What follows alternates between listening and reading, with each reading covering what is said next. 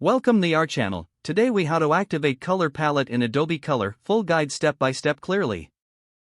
To activate the color palette in Adobe Color, start by opening your web browser.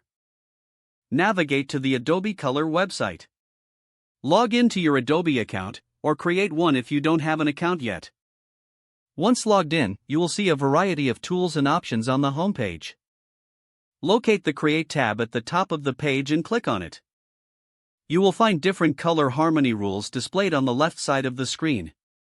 Choose a color harmony rule that fits your project needs. Using the color wheel, select a base color by clicking on the wheel or inputting a hexadecimal color code.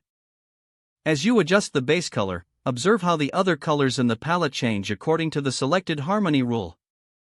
Feel free to make further adjustments to achieve your desired color palette. Once you are satisfied with your selections, look for the Save option at the top right corner.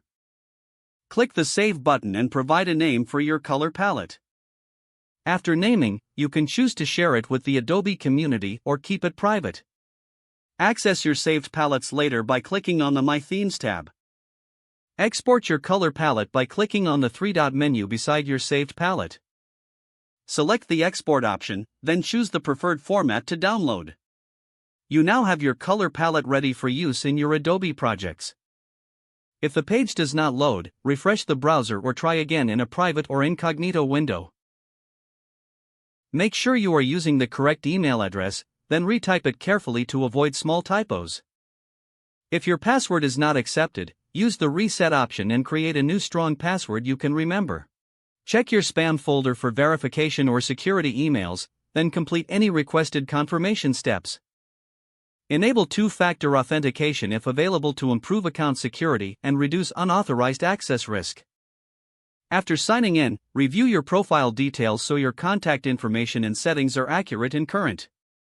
If you see an error message, note it down and try again after restarting your device and internet connection.